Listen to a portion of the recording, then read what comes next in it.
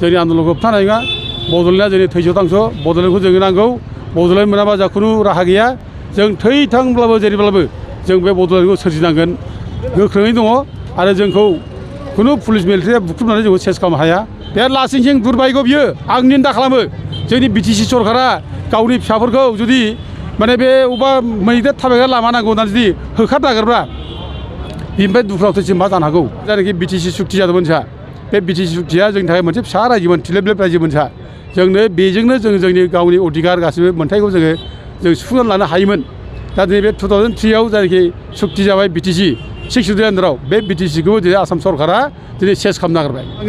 दा बेयाव खुनु कमप्रमाइस गैया आरो दा जायफ्रानोखि बुंगासिनो दं सान्थि फैबाय माबाय गोजोन फैबाय बेफोर भुवा राव बियो सान्थि फैदोंब्ला दिनै मानो जेल जादोंब्ला जेलाव मानो दङ दिनै मानो मानसिफ्रा दिनै माने केसआबो उद्र जायाखै दिनै मानो सुइसाइड खालामनानै थैनो गोनां जादों नोंनि सान्थिनि बाथ्राया माखौ लाना बुंनोफ्राय माखौ लाना सान्थि नोंसोर सेयाराव थानायनि थाखाय सान्थि जादों नामा प्रमद बर'मोनहा सेयाराव जनायनि थाखाय सिफ जानायनि थाखाय दिनै सान्थि फैबाय नामा उरखा उग्रा ब्रह्ममोनहा मन्थ्रि जानायनि थाखाय सान्थि फैबाय नामा बे माखासेयाव जेलाव दोननानै माखासेयाव मोदै रथरखौ गागु खालामनानै नोंसोर सान्थि फैबाय होनब्ला जागोन नामा बेखौ सोर गनायनोबालाय बे गनायथाव नङा बे थगायनाय राव गथिखे जों आन्दलनानो जोंनो एकमात्र बिकल्प सेपारेटिस्टआनो एकमात्र बिकल्प सेपारेटिस्टनि बादै जोंहा खुनु नो अल्टारनेटिभ आरो बे उइल एचिभ दा separate state of Bodoland very immediately जों बेनि थाखाय जों फाइट खालामबाय थागोन दिनै बनसुनि दैदेननायाव आलादा बड'लेण्ड रायजो सोरजिनायनि मोनसे गण आन्दलन दंमोन मास रिलिफ प्रग्राम दंमोन बे दुर्भाग्य बादै दिनै माने बे प्रग्रामखौ जानो होआखै जों मिथिदोंमोन जे पारमिसनखौ होबाय होननानै दा खिन्थु पारमिसन होनायनि उनावबो बे पारमिसनखौ मानो केन्सेल खालामफिनखो बाथ्रा बेसो साननो गोनां दा जों दुखु खालामो दा जों थेवबो गभर्नमेन्टखौ जों बुंनो लुबैयो जे जोंनि गणतान्त्रिक आन्दलनखौ बे होबथानानै जे बे आन्दलनखौ जे दबथायनो हागोन बे नङा बे आन्दलना जेसेबां दबथाय जागोन एसेबां जों गोख्रोंसिन जालांगोन दा जोंनि आन्दलना दिनै दबथाय जादों होननानै जोंखौ दिनै प्रग्राम खालामनो हायाखैनाय बे प्रग्रामा जे बेयावनो जोबगोन बे नङा आरो बेनिफ्राय गोदान प्रग्राम जालांगोन आरो गोदान मोनसे माने स्पिरिटजों मोनसे मन'बलजों आवगायबोगोन जों बेखौ बिसास खालामो आरो जायफ्रा दिनै बे प्रग्रामाव फैदों बे प्रग्रामाव फैनाय जेसेबां माने रायजो राजा दंमोन बे प्रग्रामाव फैनायाव बाहागो लानो मोनैनि थाखाय होबथाजानायनि थाखाय बयबो खुद्रिदों दुखु मोनदों रागा जोंदों आरो बे रागा जोंनानै दिनै बिसोर माने आरो बांसिननिफ्राय बांसिन माने गोख्रोंनिफ्राय गोख्रोंसिन आन्दलन खालामनांगौ होननानै बिथांमोना बुंलांदों दा आं आसा खालामो फैगौ दिनफ्राव आरोबाव जोंनि आन्दलना गोख्रोंनिफ्राय गोख्रों जालांगोन जोंनि आन्दलनखौ होबथानो हानाय नङा बड'लेण्डआ जोंनि थैस' थांस' बड'लेण्डखौ जोंनो नांगौ बड'लेण्ड मोनाबा जा खुनु राहा गैया जों थैथांब्लाबो जेरैब्लाबो जों बे बड'लेण्डखौ सोरजिनांगोन जों बे समायखिया जोंहा दङ आरो आंहा मोनसे बिसास दङ जे गोदो बड'फा उपेन्द्र ब्रह्मआ जेरै खोथा बुंलांदोंमोन जे जोंखौ बुंदों जोंनि बिदि लोगोमोन उपेन्द्र ब्रह्मनि जों लोगो मावग्रा लोगो आं बिनि ट्रेजारारमोन बे समनि दा उथे बिथाङा बुंलांदों जोङो माने जेरैखिब्लाबो जोङो सासे सानै मानसिफ्राबो बर' फिसानि थाखाय जोङो आलादा बड'लेण्ड रायजो सोरजिनांगोन बिथाङा बुंलांदों आरो जोंखौ माने गोख्रों मोनसे स्पिरिट जोङो होलांदों जाहाथे रायजोनि थाखाय खामानि मावलाङो आलादा बड'लेण्ड रायजोनि थाखाय जाहाथे बयबो खामानि मावो बे बाथ्राखौ बिथाङा जोंखौ बुंलांदों ओंखायनो बे स्पिरिटखौ लानानै जों दाबो दङ गोख्रोङै दङ आरो जोंखौ खुनु पुलिस मिलिटारिया बुख्रुबनानै जोंखौ सेस खालामनो हाया जोंखौ नाख्रेबनानै सेस खालामनो हाया दा जों नुदों दिनै आसाम गभर्नमेन्टआ जे जोंनि प्रग्रामखौ दिनै होबथादों बे होबथानायाव हयथ' जोंनि गेजेराव गोबां आसाम गभर्नमेन्टखौ माने थुलुंगा होग्रा दङ बादा होग्रा दङ बुंगोन हयथ' बे प्रग्रामाव जाहोन नाङा बायदिसिना खोथा बुंगोन दा जों बेखौ माने खोनासंनो नाङा जोंहा रायजो राजाफ्रा बयबो जोङो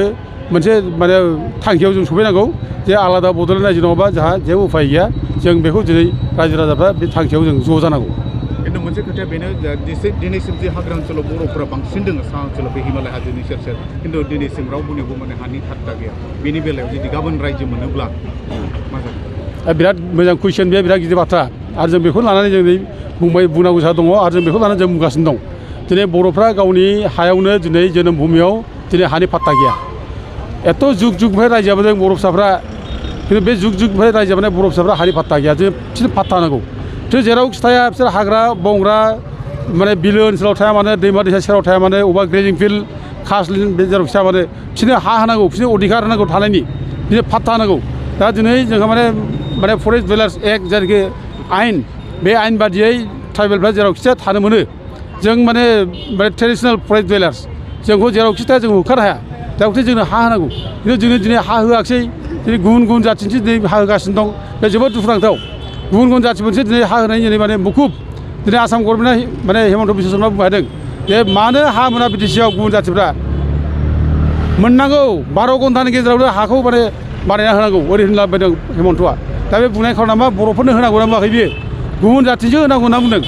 दा जोंनि लिडारफ्राबो खिन्थु बे गुबुन जाथिखौ हा होनानै सन्थुस्ट' खालामजागासिनो दं बे गावनि जाथिनि मानसिफ्रा हा मोनाखै बेखौ रावबो गुरुत्व होआखै बेखायनो जों बुंदों जे जोंनि इसिबां बर' फिसा दं जेरावखि थायाखै माने बिसोरनो हा होनांगौ बिसोर जेरावखि थाया माने बिसोरखौ जेखौ बेबो खालाम मोना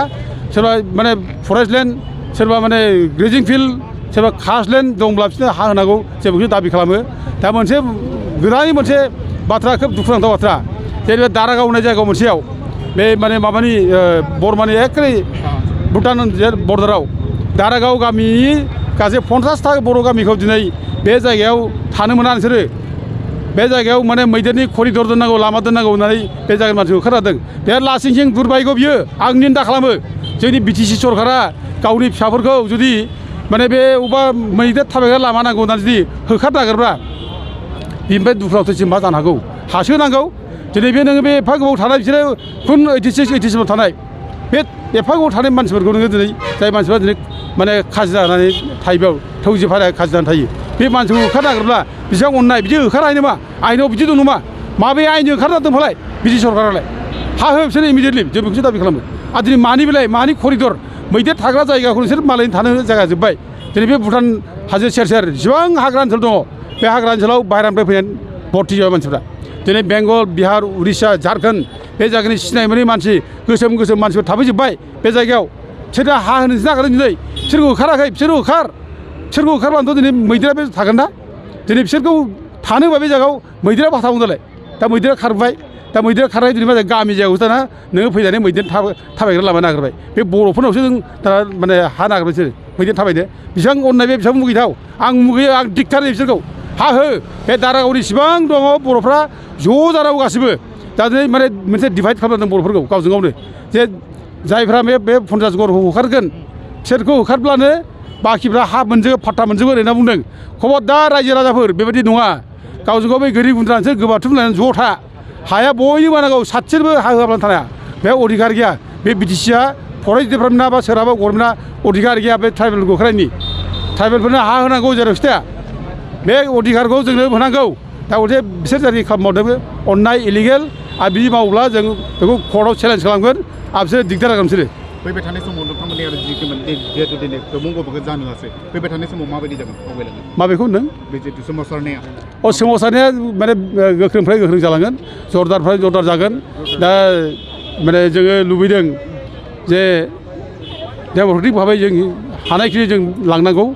गणतान्त्रिक भाबै लाङाब्ला जोंखौ हयथ' फिसा दायनि थाखाय सरकारा जोंखौ नाख्रेबगोन जों बयबो साबधान होयो दा जों डेम'क्रेटिक भाबै जों दा आन्दलनखौ लांनि दा जोङो डेम'क्रेटिक भाबै जोङो जरदार खालामगोन रायजो राजाखौ बयखौबो जों माने मबिलाइज खालामगोन गामि गामि थाङै जों बुजायगोन जेरावबो बुजायगोन दा दिनै जोंनि अधिकारा मोनफा मोनफा जोबलांबाय गोमालांबाय जोङो 2003आव जायनाखि बिटिसि सुक्ति जादोंमोन जोंहा बे बिटिसि सुक्तिया जोंनि थाखाय मोनसे फिसा रायजोमोन थिलेबलेब रायजोमोन जोंहा जोंनो बेजोंनो जों जोंनि गावनि अधिकार गासिबो मोन्थायखौ जों सुफुंनानै लानो हायोमोन दा दिनै बे 2003आव जायनाखि सुक्ति जाबाय बिटिसि 6 शिड्युल आन्डाराव बे बिटिसिखौ दिनै आसाम सरकारा दिनै सेस खालामनो नागिरबाय जोंहा दिनै बे सुक्तिनि गेजेरजों बिटिसि मोननायनि गेजेरजों बर' रावा 8 शिड्युल हाबबाय आरो मोनसे डेफिनेट मोनसे टेरिटरि जा मोनबाय एरिया मोनबाय दा दिनै जोंखौ मा खालामदों बे जोंनि एरियाखौ दानख्ल'नानै गामि दानख्ल' खालामनानै दानख्लाब खालामनानै जोंनि एरियाखौ गैया खालामनो नागिरबाय ओमफ्राय जाहाथे इयुनाव जाहाथे जों बड'लेण्ड रायजो मोना बेखौ दिनै खालामनो नागिरबाय दा जोङो माने 2003आव जायनाखि बिटिसि मोन्दों बेजों जों जायनाखि जौगादोंमोन जों डेभेलप जादोंमोन रायजो राजाफ्रा एसेबाबो मोखां गेवबायमोन लामा सामा जाबायमोन स्कुल कलेज जाबायमोन जोंहा न'खर जोंहा अबस्था मोजां जाबायमोन जेराव जोंहा साइकेल गंसे गैयामोन दिनै बेफोर न'खरफ्राव दिनै स्कुटार बाइक मटर जाजोब्बाय ओमफ्राय मोजां मोनसे अबस्थायाव जों फैगासिनो दंमोन दा दिनै बेखौ आसाम गभर्नमेन्टआ हिंसा खालामनानै बे बिटिसिखौ बोरै सिफायनो हायो बे खायदा खालामनानै दिनै मा खालामदों जोंखौ नै 2020आव जोंनो मोनसे बिटिआर सुक्ति खालामना होबाय पिस एकर्ड नामाव दा बे बिटिआर सुक्तियाव जेबो गैया बे बिटिआर सुक्तिनि गेजेरजों बर' जातिखौ फोजोबस्रांनो नागिरदों आरो बे बिटिआर सुक्तिखौ पिस सुक्ति होननानै बुंनानै दिनै जोंखौ बर'खौ आन्दायदों दिनै पिस सुक्तिबा बिटिआर सुक्तिया पिस सुक्तिबा दिनै रन्जन दैमारि मोनहा दिनै अनाखाना जेलाव थाबाय सुक्ति खालामखानानै बे सुक्ति खालामग्रा सान्थि सुक्ति खालामग्रा मानसिया मानो जेलाव थानांगौ दिनै बेफोरनो जोंखौ दिनै माने थुलुंगा होदों जांख्रिखांनायनि दिनै मन'बल होदों रायजो राजाखौ बयखौबो माने थुलुंगा होदों दा दिनै गोबां बर' फिसा दिनै जेलाव दङ दा बिसोर गनांगौमोन सुक्ति खालामनायाव बिसोर गवाखिसै दा बिसोरनि अबस्था मा जानांगौ दिनै खायफा माने ओंखाम रसा नांनानै ओंखाम गैयैनि दिनै एनडिएफबि माने भाइफ्रा दिनै आत्महत्या खालामनानै थाबाय सुइसाइड खालामनानै थाबाय बेनिफ्राय दुखुनांथावनि मा जानांगौ दिनै सोरनिबा फिसाया जेलाव थाबाय संसारथ' जानांगौ फिसाय गैया मा खालामनो दा सोरनिबा खारफालांबाय बिदि अबस्थाखौ जों मिथिदों दा सोरबा बन फाननानै जादों सोरबा लेबार मावनानै जादों दा जोंनि संग्रामि फिसाफ्रा जुदि बे रोखोम जुदि जायोब्ला जों मा जानांगौ जोंनि अबस्था दा गथिखे जोङो फैगौ दिनफ्राव जोंनि आन्दलना गोख्रोंनिफ्राय गोख्रों जागोन खोब डेम'क्रेटिक भाबै जालांगोन दा बेयाव खुनु कमप्रमाइस गैया आरो दा जायफ्रानोखि बुंगासिनो दं सान्थि फैबाय माबाय गोजोन फैबाय बेफोर भुवा राव बियो सान्थि फैदोंब्ला दिनै मानो जेल जादोंब्ला जेलाव मानो दङ दिनै मानो मानसिफ्रा दिनै माने केसआ उद्र जायाखै दिनै मानो सुइसाइड खालामनानै थैनो गोनां जादों नोंनि सान्थिनि बाथ्राया माखौ लाना बुंदोंफ्राय माखौ लाना सान्थि नोंसोर सेयाराव थानायनि थाखाय सान्थि जादों नामा प्रमद बर'मोनहा सेयाराव जनायनि थाखाय सिफ जानायनि थाखाय दिनै सान्थि फैबाय नामा उरखाव उग्रा ब्रह्ममोनहा मन्थ्रि जानायनि थाखाय सान्थि फैबाय नामा बे माखासेयाव जेलाव दोननानै माखासेयाव मोदै रथर गाबगु खुगु खालामनानै नोंसोर सान्थि फैबाय होनब्ला जागोन नामा बेखौ सोर गनायबालाय बे गनायथाव नङा बे थगायनाय राव गथिखे जोङो आन्दलनानो जोंना एकमात्र बिकल्प सेपारेटिस्टआनो एकमात्र बिकल्प सेपारेटिस्टनि बादै जोंहा खुनु न' अल्टारनेटिभ आरो बे उइल एचिभ दा separate state of Bodoland very immediately जों बेनि थाखाय जों फाइट खालामबाय थागोन थेंक इउ